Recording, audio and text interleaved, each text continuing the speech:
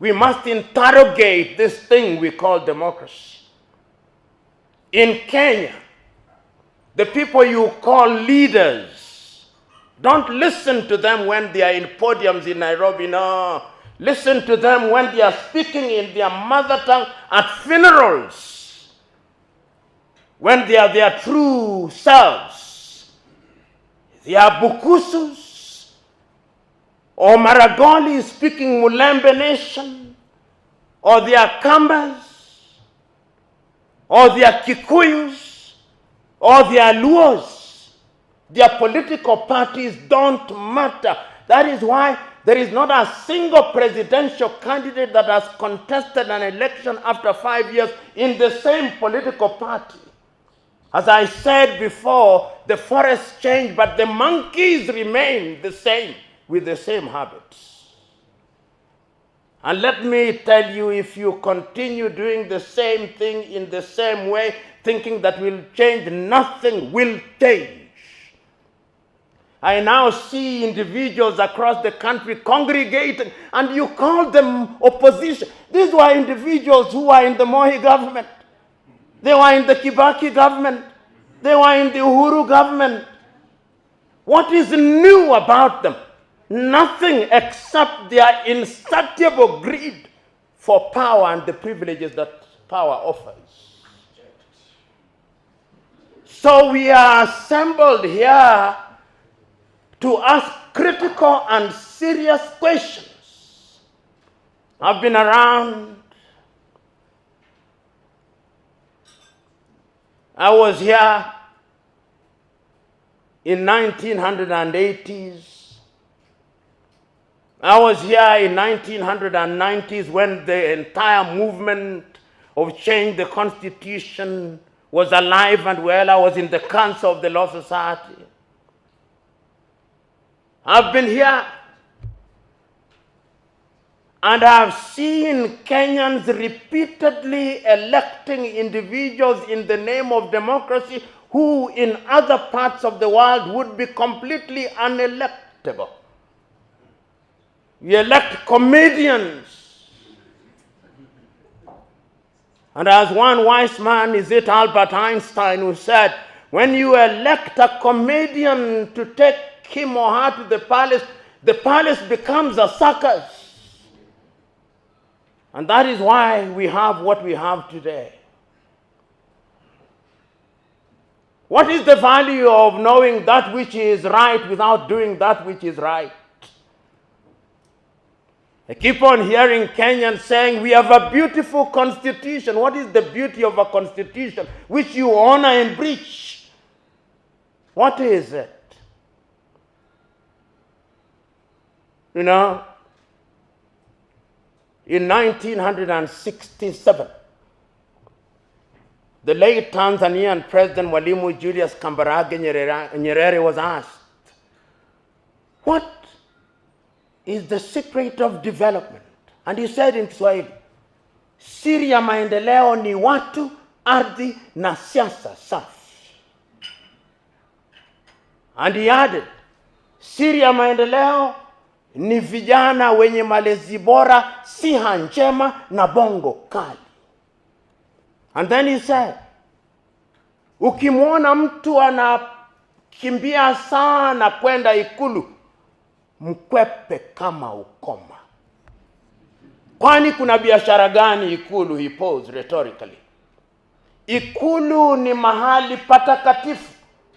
Musilibadilishe kuwa pango la walanguzi.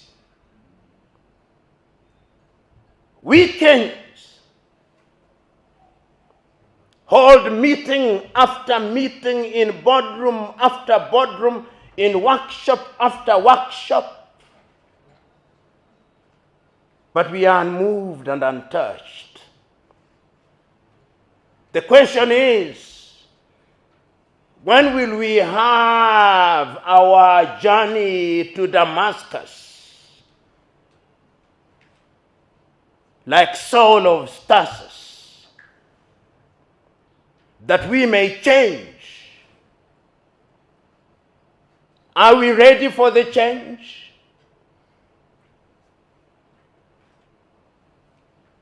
Are we prepared to do that which is right and good because it is right and good? I was involved in the process of making the Constitution jointly with others for 5 years. We produced the Boma's draft. We made many recommendations, some of which were retained in the current Constitution. We said Nairobi should not be a county. You made it into a county. We said we should have no more than 18 counties. Between 14 and 18, you created 47 of devolved units, each of which a governor thinks he or she is running a country. The United States of America has only 50 states with a GDP of 23 trillion United States dollars. Nigeria has only 37 states. India 37. China 30 provinces. South Africa 9 provinces. We have 47 counties with 47 governors, 47 deputy governors, 47 speakers, 47 deputy speakers, and you tell me that we are going to grow? When a county raises 400 million in a year and consumes 2 billion in a year, we can't grow. Even if there is divine intervention. We can pray and fast all we want, but nothing is going to change until we change. We have individuals in positions of leadership who do not care. They are unmoved and untouched. You accuse an individual of engaging in corruption. He has a mob around him, escorting him to the offices of the Ethics and Anti-Corruption Commission. And he comes out and gives a press conference. Corruption is the most profitable business in Kenya today. You have individuals whose salaries, even if they lived for 1,000 years and worked for 1,000 years, would not buy them half an acre of land. And they are multi-billionaires. They have never won any lottery, never made any discovery. And we celebrate them as successful men and women. And we elect them to boot. As Dr. Waindi said, I grew up partly in Maringo, partly in Jericho, partly in Eastleigh, partly in my rural home in Usenge, in Imbo, in Siaya County. When I was sick, you would go to the dispensary and you would find medication. Today, unless you are suicidal, you don't visit any of those outfits. When our leaders are delivering children, they go to the United States of America. And we are not angry. We are told that our police officers, and is in the public domain, collect 13.3 billion in bribes in a month, and we are not angry.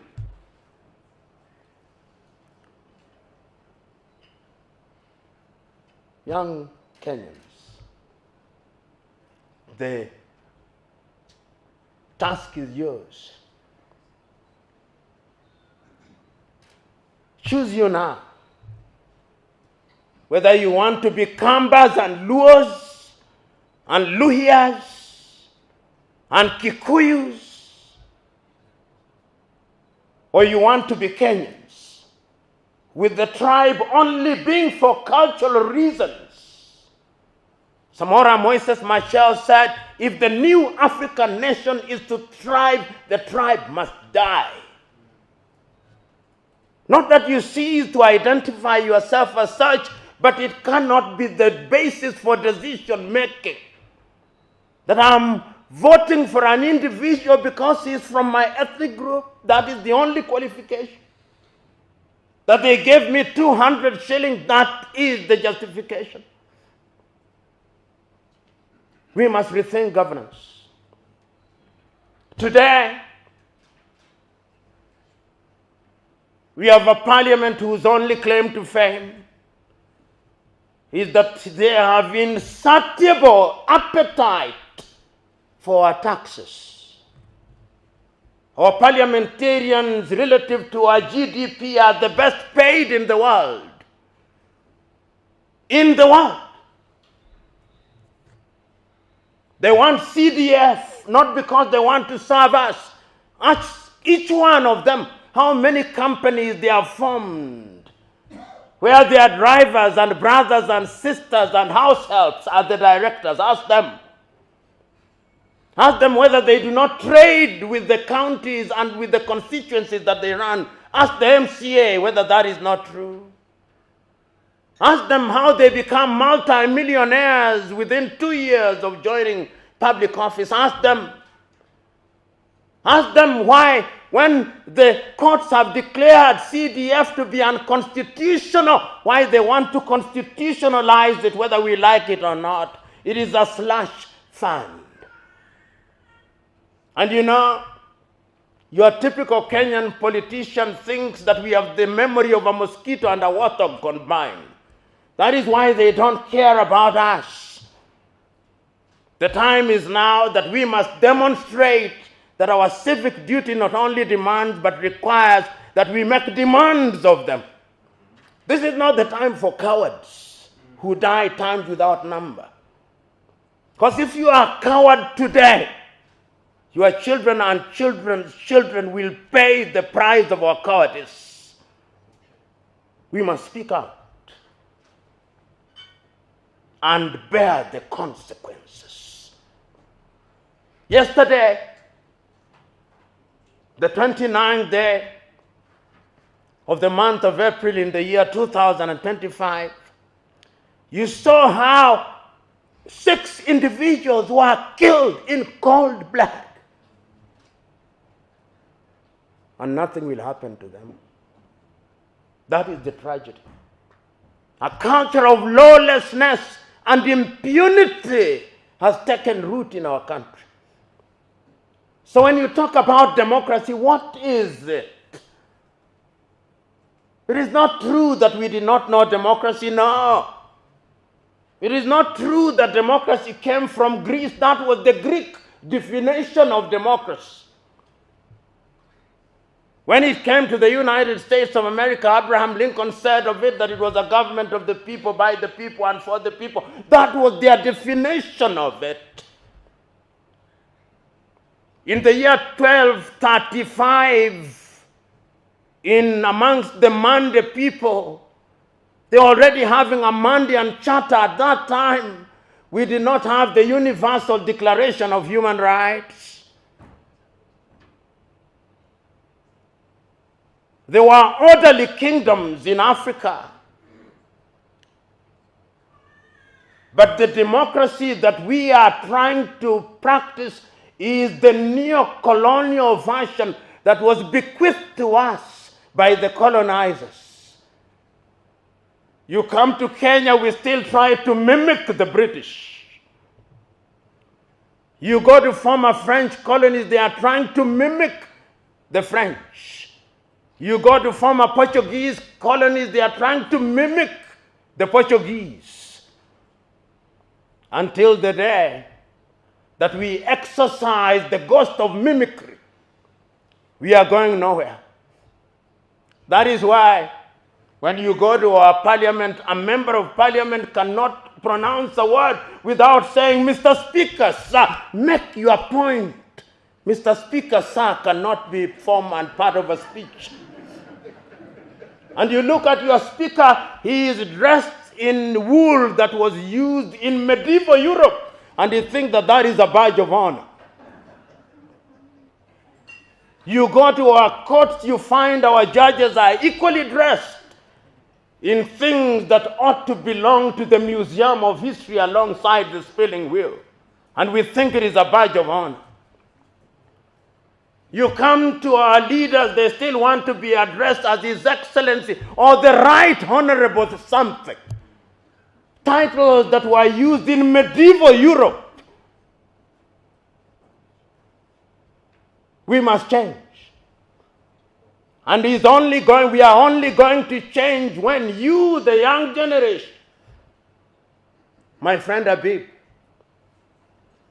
in Kariobangi, and I know that area well. We work there even as I speak. Go out there and speak a different language. When we were growing up in Jericho, it did not matter whether one was Kikuyu. We didn't even know.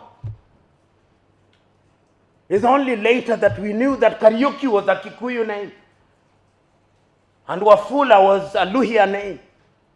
Today, you see the government advertising a post and they put there John Lukoe, Luhya.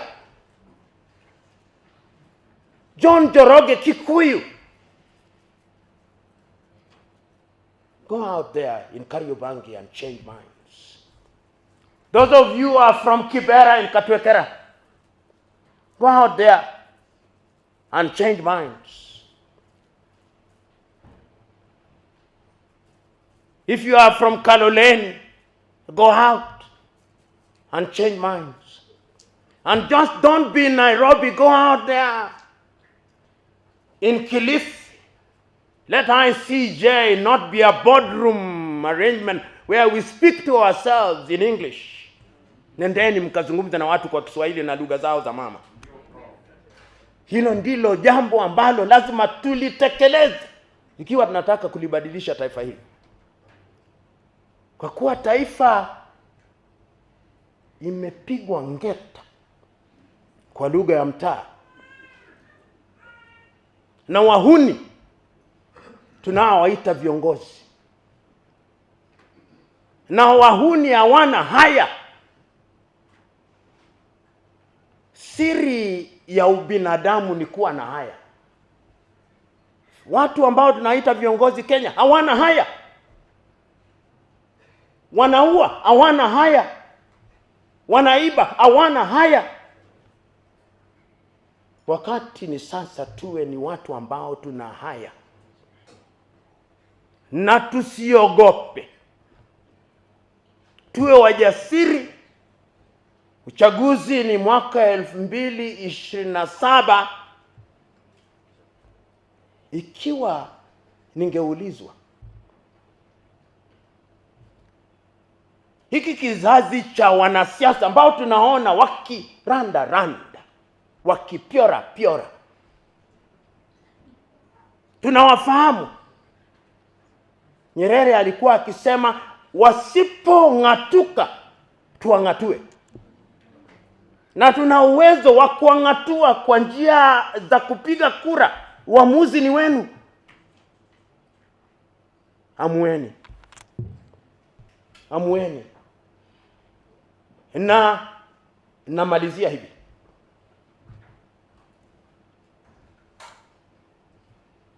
Namaliza kwa kumtaja na kutumia mfano aliyoutoa tena Mwalimu Julius Kambarage Nyerere. Hakuna kiongozi katika bara hili ambalo amelishughulikia jambo hili kumpita Mwalimu Nyerere. Akizungumzia mambo ya utawala, alisema tatizo la Mwafrika katika mambo haya ya kura ni kwamba Mwafrika ameleweshwa na kasumba ya ukoloni mambo leo. Na kulewa huko kunatokana na vitu viwili. Ama mpiga kura ni mjinga au ni mpumbavu. Na akasema tena Mwalimu, mjinga akiambiwa ataelewa na atabadilika. Sasa naombeni muende katika mitaa na kila pembe za nchi hii, mtoe ujinga. Mwambie kila mtu ukabila na udini haitawasaidia. Na pia akasema ya kwamba kuna wapumbavu. Mpumbavu ni mtu ambaye amepumbaa. Hata ukimweleza hasikii. Ni wachache sana wapumbavu. Mkimwona mpumbavu mkwepe kama ukoma. Na mwisho kabisa naenda kule Ugiriki. Wagiriki walipozungumzia mambo haya ya kidemokrasia, na nitaeleza kwa Kiingereza ili na wengine waelewe. The Greeks divided their population, as you famously know, into 3 categories. Idiots. Idiots are individuals who may have gone to school. They have degrees, PhDs, they are professors, but they are idiots. They do not make demands of their representatives. When there are potholes on the road, they buy 4-wheel drive cars. When there is insecurity, they hire security firms. Gardewald from Canada, Fargo from the United States, 4GS from the United Kingdom. Those are idiots. They think that they are immune. They are cast to their countries. Then there are tribalists who think that their security and safety lies with their tribesmen. Wenu ni wenu, they say kwa Kiswahili. Wanasema yours is yours. Mokamba kevindio. Odu wadu. Modo wa nyuba. Those are tribalists. Shenu ne shenu murembe. Those are tribalists, and they are a danger to our country. The third category are citizens. The people who look at Kenya and they know that Kenya belongs to us and the generations yet to be born. And they want good roads. They want good schools where you do not know whether you are in CBC or CBE. You never know what we are doing. They want security. They want opportunities for our young men and women. They don't want our young men and women to be exported to Myanmar, to be exported to the Arab world in modern day slavery. Those are citizens. Today, I'm urging you to be citizens of the Republic of Kenya. Because when you are citizens of the Republic of Kenya, you will be good citizens of Africa, East Africa, and good citizens of the continent of Africa, and good citizens of the world. So go out there and do that which is good and right, in the knowledge that we have men and women in positions of authority who do not care and think that they are larger than life, almost as large as death. But remind them that they are lived a Mobutu in the Democratic Republic of Congo. Remind them. Remind them that they are lived a Jean Bedel Bokassa in Central African Republic. Remind them. Remind them that they are lived Bongo in Gabon. Remind them. Remind them that they are lived Jean-Claude Duvalier in Haiti. Remind them that they are lived Fez al-Assad and Bashar al-Assad in Syria, and they are no more. Remind them. God bless you.